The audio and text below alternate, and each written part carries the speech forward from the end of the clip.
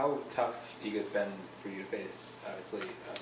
How much time have you spent, even not in the immediate preparation for knowing you're going to play her the next day, and thinking about how to beat her? You know, and what you can do to make those matches closer? I don't really think about it like often, to be honest, until I play her. I've watched her play a lot. And I see what works and against some players and what doesn't, but at the end of the day, it's only your game. So, people who have beaten her in the past, we don't have the same game. So, I didn't watch her match against Jess last week, so I didn't watch that. I didn't watch really any matches. I watched a little bit of her first set against Vondrousova. But yeah, I think for me, it's tough sometimes to watch matches in the past, because the conditions are so different from different places, and also Jess and we don't really have the same game. So, you can see what picks up and works, but at the end of the day, you have to find the game plan and make it your own. And to be honest, I think my game plan didn't really change from French Open to now. It's just the execution was a lot better, and that's what I needed to work on. I think strategy-wise, I know how to beat a lot of the players, but it's all about executing. And I think that's just with anyone. I think most players know how to beat each other, but it's all about, are you going to be able to do it in that moment? I go with congrats. In the final two games, you missed a few first serve, but I thought you went after your second serve a lot. Just how are you feeling with your second serve, and how you managed to hold off pretty much the best returner? Yeah, I think I was telling myself to still go for my serve. I think in the past, oops, sorry, I need to put that on silent. In the past, she's broken me fairly easy pretty much every match. So I knew maybe my typical, safe serve wasn't going to work today. So I was just trying to be aggressive, and, I missed a lot more probably than I like to, in a normal scenario. But, like you said, she's one of the best returners. So you kind of just have to take your chances. And then second serve, I hit some doubles, but, I was really going for it. I think the second serve was kind of key. She hit some good returns, especially in the last game. But I think overall I managed my best with the second serve, considering, like you said, she's one of the best returners. So I was just trying to be aggressive, but also, put it in the court. Season was to be less defensive player, much offensive. Seems this summer you had the key of the part of the game. Is that what you work with Brad, and maybe being so consistent double player can help you? Yeah, I've been working a lot on offense. I mean, to be honest, today I didn't. It was really tough to do it a lot against her. I mean, at least for me, I felt like a lot of the balls that I was hitting deep and stuff, she was hitting it back deep. So maybe I felt like I was offensive, and it didn't come back like a neutral ball would not come back. It'll be more, and she'll hit the ball really well too. So I think for the most part in my other matches, I do think I've been a lot more aggressive and a lot more offensive. And today I definitely was a lot more aggressive and offensive. I definitely had to rely a lot on movement. And I think that's just every player, pretty much, that when you play her, you have to run. I think Irina said the same thing. When you play Iga, you have to run. And yeah, that's basically what you have to do. And I do think that I did well in the short balls. Really, every time she gave me an opportunity to hit, to come in or hit a shot, I really went for it. And, I missed a lot, and I missed some, but I also made a lot. And I think that was the difference. I think she felt like she had to, put a good ball back in the court every time. You mentioned that match in Paris, obviously, and people might wake up and see that score line and say, well, kind of one-way traffic, but you came out of that a lot more confident. It would seem like progress was made. Can you talk about just the journey from that to what you were able to do today, all of the stuff after Wimbledon as well, in terms of improving your game? Yeah, I think that loss, even though the score line was, as much like the others, it felt different, playing wise, and I felt like, I had a lot of opportunities in that match, just little points, and taking care of the 30-all points, and I think I returned a lot better this time, making her play the return. I think I missed a lot of returns on those 30-all deuce points on her serve. So it really came down to just those close moments. But yeah, I think, I had, what happened in French Open, and I really learned from that. And, the past, I feel like, I was just in the match, and she was just blowing me off the court. And that time she did still, but it was a little bit better, and maybe that loss helped me today. Congratulations. Thanks.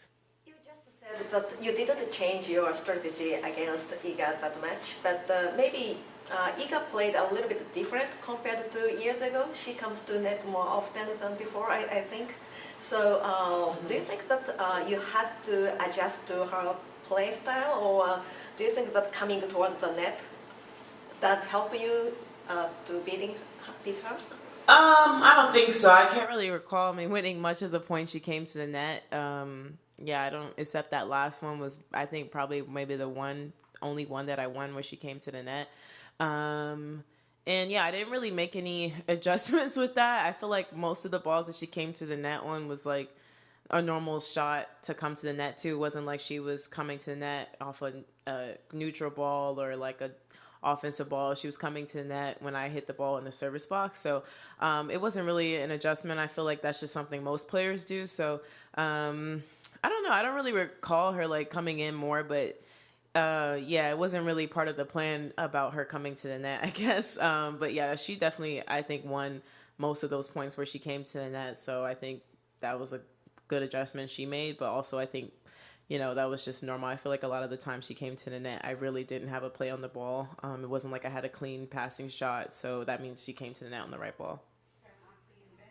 You talked earlier this week about transitioning from night session to day session as the tournament goes on. Does it help having a full stadium at 11 a.m. after playing night session all week?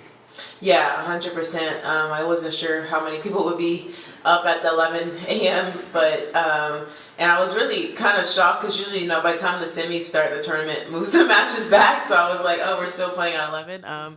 But yeah, I was really happy with the crowd, and they definitely helped me a lot in those moments. You know, Iga, her fans, like, they're standing behind her all the time. You know, every tournament, any country in the world, there's always a Polish couple fan groups in there. And you know, today I think the American crowd was louder, and you know, I think that's what I try to say. You know, in tennis, you know, like I feel like the American crowd in the U.S. is great, but we don't travel. You know, we don't show up with our flags or anything.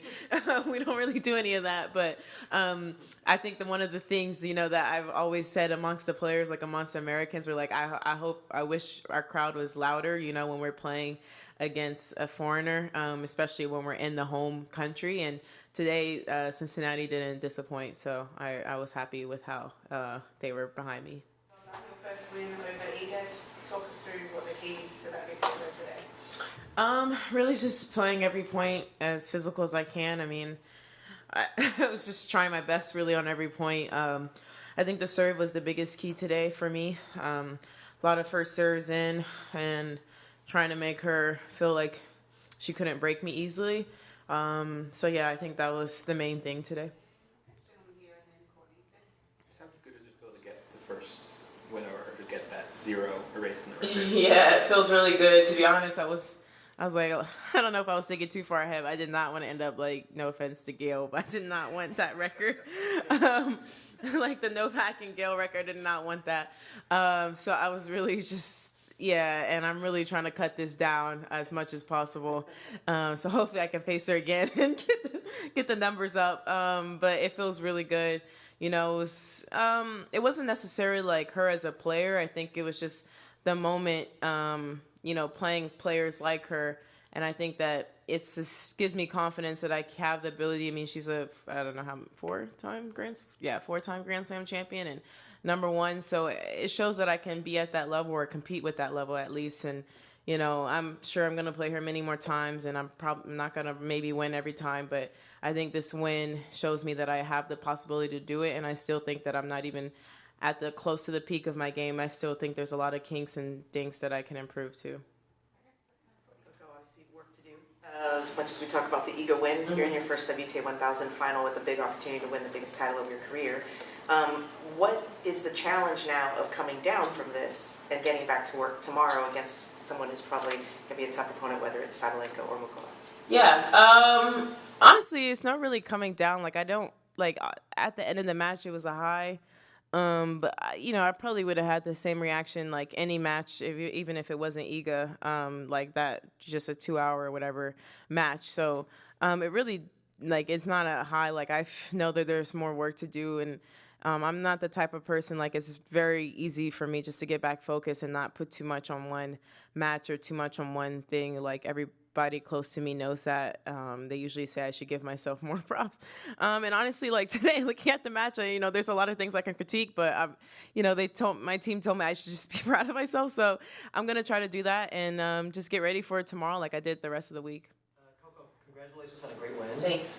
What will the rest of your day look like today and your preparation tomorrow morning for the final? Yeah, I'm gonna see my physio for treatment. These matches, like, I didn't feel like it was 3 hours or close to 3 hours. Like, I don't know. I feel like physically, I just really in shape. Really, I feel like the only time I don't feel good is when I don't get enough sleep, but it's not necessarily when I do so much work the next day. And I think I train for moments like this. And today, I don't know if it was true, but I saw her like hitting her leg a little bit towards the end. And usually when people do that, it was cramping. So I don't know if that's true. I'm not going to put any words in that. But I think that at least that motion gave me confidence that the longer this match goes, the better that I have a chance of winning. So yeah. Yeah, you talked about your 400-meter stamina the other day, and also 3 hours wasn't a problem today. Just curious if that's always been something you've had, the stamina, and that's it for you. Yeah, I think really since I was a kid, I don't know, I just always done pretty well. As when I was younger, my mom would say I just used to run all day and just not like ever get tired. And when I was playing tennis when I was younger, my parents never really they never forced me to do anything, but they just was like, okay, 2 hour private and then you're good, you can stop. And I always just want to play like longer and longer, so I would spend like 6-8 hours on the court just truly because I love being there. And yeah, I'm usually the type of person people have to tell stop. And like same when I do fitness on the track, like the cardio on the track course, I think that's really what helps me for this long moments. I do a lot of cardio, and yeah, I think that's just what helps me. And I think it's a little bit genetic and naturally too, but also a lot of training and a lot of hours. But yeah, that's what I know yesterday I was talking about track and field, but that was why I did well in the 800 because I don't think I was necessarily faster than a lot of them. I didn't train for track, but I had a better heart and endurance, so I got myself a good lead, and then the mistakes happened, but I still had enough. But yeah, I think that just comes from just a lot of hard work behind the scenes. All right.